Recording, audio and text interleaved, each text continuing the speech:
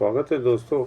आज हम बात करेंगे जीवन शैली संबंधित रोग और उनकी रोकथाम, यानी कि what are lifestyle disease and its prevention. जैसा कि आप जानते हैं कि आजकल गांव की बनिस्बत कस्बों में और शहरों में ये बीमारियां बहुत हो रही हैं।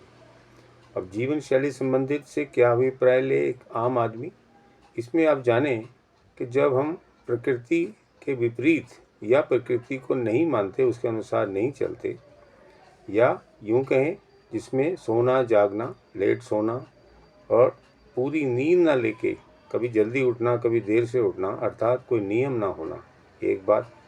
दूसरी बात, घर का खाना जो पारंपरिक है उसे कम खाना, बाहर का खाना, पैकेज्ड फूड जिसे कहते हैं, या जो व्यवसायीकरण के कारण जो भोजन हमें बाजार में मिलता है उसका अधिक सेवन करना।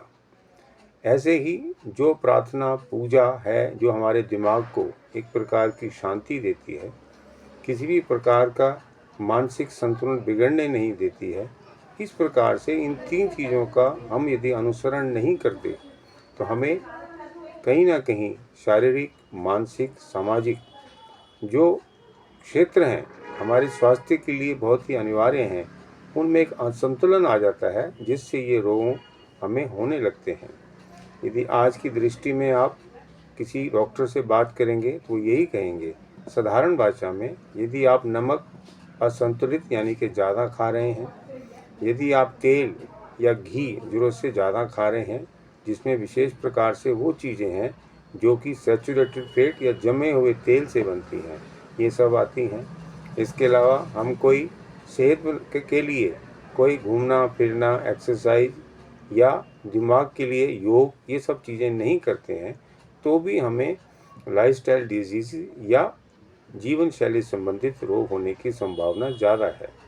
आज की दृष्टि में आप देखेंगे जिन लोगों को फैटी लीवर हो जाता है किसी भी कारण से, चाहे वो शराब पिएं या फास्ट फूड खाएं या घर का खाना ना खाएं, तो उनका लीवर फैटी हो गया।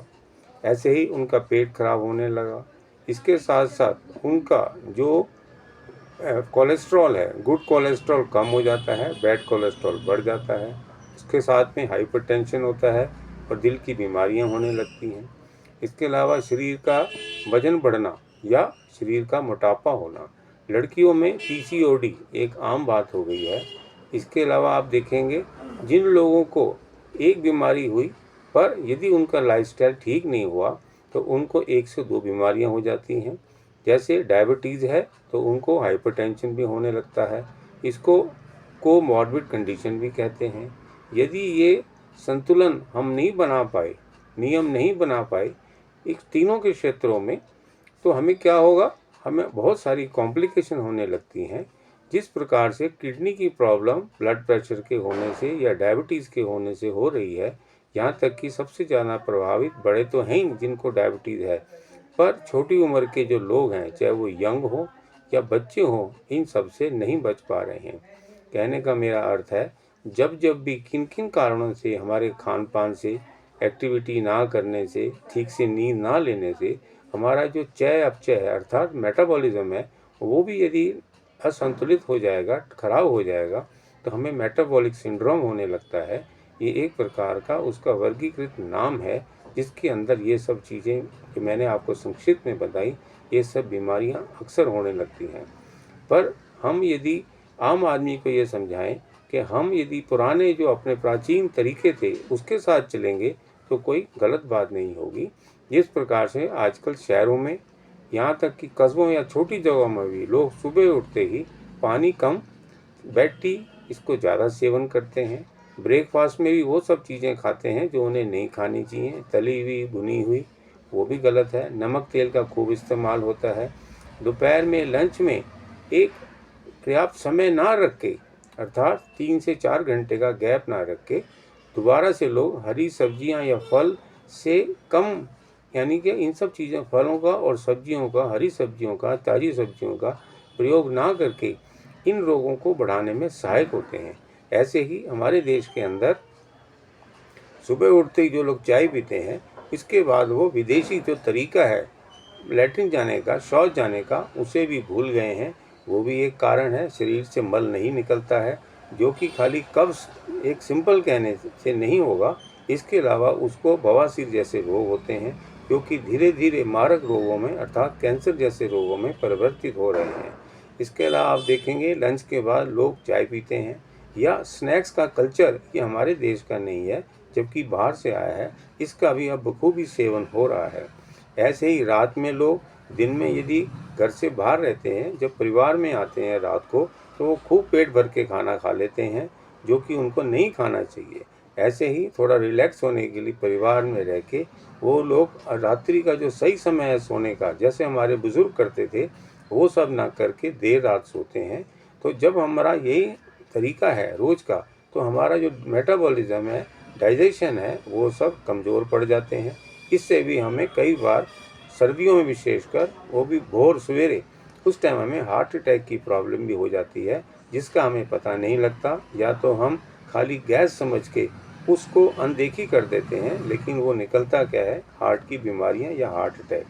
तो मेरा ये कहने का है कि यदि आप समझें कि एक सिंपल कॉन्स्टिपेशन जिसको हम कहते हैं, उससे लेके कैंसर तक के रोग जो हैं, ये सब हमारी दिनचर्या से प्रभावित हैं। अर्थात जब हम किसी भी प्रकार का संतुलन नहीं रखते, ना हम सैर करते हैं, खाने का ढंग हमारा जिस प्रकार से स्वस्थ होना चाहिए वो नहीं है, मेलनिरिश्ड या जिसके अंदर पोषक तत्वों की कमी होती है, ऐसा भोजन करते हैं, और वो भी हम ज़्यादा मात्रा में ले लेते हैं, बार बार खाते हैं। इन सब के कारण हमारा जो है पेट तो खराब रहता ही है। जो रोग मैंने आपको संक्षिप्त में आपसे ज्ञान साझा किया, इसके अलावा हमारा शारीरिक जो संतुलन है स्वास्थ्य की दृष्टि, वो खराब होता है। ऐसे ही हमारा मानसिक संतुलन भी खराब होता है। अक्सर हमें तनाव रहता है। तनाव रहने से सिर दर्द, नींद ना आना, ये आम चीज़ हो गई है। तो मैं ये कहूँगा कि आप बेशक डॉक्टर की दवाई लें, लेकिन डॉक्टर के कहे अनुसार, जो कि आजकल स्पेशलिस्ट या सुपर स्पेशलिस्ट भी इस बात पे जोर देते हैं कि वो आप अपने शरीर को, अपने खान पान को, अपने बुद्धि को इस प्रकार से नियमित करें, ताकि आपको नियम होने से जो आपकी बायोलॉजिकल क्लॉक है वो बिल्कुल सही होनी चाहिए, अर्थात प्रकृति के समकक्ष। हमें सीखने के लिए तो बहुत कुछ है। हमें इवन छोटे जो पक्षी हैं उनसे भी हमें सीखना चाहिए। वो भोर में उठते हैं। आपने एक अनुभव किया होगा, जब भी एक छोटा बच्चा पैदा होता है, उसकी नींद कुदरती 3 या 4 बजे या 5 बजे से पहले पहले खुल जाती है। जब उसको भूख लगती है तो उसको दूध देने के बाद वो अपना खेलता रहता है या सो जाता है। ऐसे ही प्रकृति में पक्षी जो हैं वो भी ऐसे ही करते हैं। तो हमें सीखना चाहिए कि हमारी जो प्रकृति है, ये हमें सिखाती है कि हमें बायोलॉजिकल क्लॉक के हिसाब से चलना है। मैं समझता हूँ कभी कभी जल्दी खाना हर एक आदमी के लिए संभव नहीं है, पर वो ये ध्यान रखें कि मुझे जो है कम खाना है रात को। कोशिश ये करनी है खाने में और सोने में समय जो है कम से हो, लेकिन पर्याप्त भी हो। ऐसे ही दिन के अंदर आप कम से कम 2 खानों के बीच में 4 घंटे का अंतराल रखें। आप स्नैक वाला जो कल्चर है इसे बंद करें। पैकेज जो फूड है इसको आप कम से कम लें। किसी पार्टी में लेना है वो ध्यान रखें, लेकिन स्मोकिंग है, अल्कोहल है, इसका भी हमें प्रयोग कम करना चाहिए। हालांकि ये विषय बहुत बड़ा है, विस्तार से कहेंगे तो आपको बहुत सारी चीज़ें ये ध्यान में आएंगी कि जो हमारे बुज़ुर्ग थे वो किस प्रकार से स्वस्थ रहते थे। उनको भी तनाव कम नहीं होता था, लेकिन उनकी जो दिनचर्या थी बड़ी स्वस्थ थी, मोटा खाना खाते थे। जबकि आज की बनस्पत में पहले इतना वैरायटी ऑफ फूड नहीं था। अधिकांश लोग अपने घर में या सदस्यों की संख्या कम नहीं होती थी, ज़्यादा होती थी, फिर भी खाना अपने घर में ही खाते थे। तो मैं आपसे ये कहूँगा, आप जिस प्रकार कभी भी मौका लगता है तो अपने घर में, पड़ोस में जो लोग स्वस्थ रहते हैं, दीर्घायु रहती है, उनकी बीमारियां उन्हें कम से कम होती हैं, उसके बारे में आप सोचें कि क्या कारण था कि पुराने लोग जो थे इतने स्वस्थ रहते थे। आप ये ब्लेम करना छोड़ दें कि जी पॉल्यूशन है, क्या करें, नौकरी है, पैसा भी कमाना है। लेकिन ये भी ध्यान दें, कब लोग, पहले लोगों की जो आर्थिक स्थिति थी वो आज की बनस्पत थी वो कमज़ोर थी, लेकिन स्वास्थ्य की दृष्टि से वो लोग हमसे बहुत कहीं आगे थे। तो मैं आपसे ये कहूँगा, स्वास्थ्य जो जीवन शैली संबंधित रोग हैं इनकी संख्या कम करने के लिए अपनी दिनचर्या को नियंत्रित करें, एक्सरसाइज भी करें, घूमने भी जाएं, टाइम से सोएं, और ये देखें कि खाने में मुझे जो सीजनल फूड है वो भी मुझे हिसाब से खाना है। जिस रीजन में जो आदमी पैदा होता है वो भी ध्यान रखें कि मुझे रीजनल सीजनल उस क्षेत्र से जहाँ से वो आया है किस प्रकार का मुझे खाना खाना है, लेकिन ये ध्यान रखें कि मात्रा जो है आपकी बिल्कुल नियंत्रित होनी चाहिए, ताकि जो हमारे अंदर की जो पाचन तंत्र है उसको आराम मिले। जहाँ उसके ऊपर ज़्यादा वजन नहीं पड़ना चाहिए, ताकि जो सिक्रीशंस निकलते हैं वो भी नियंत्रित हों, जो एंजाइम्स हैं वो ठीक हों, जो गुड बैक्टीरिया हैं वो भी बने रहें।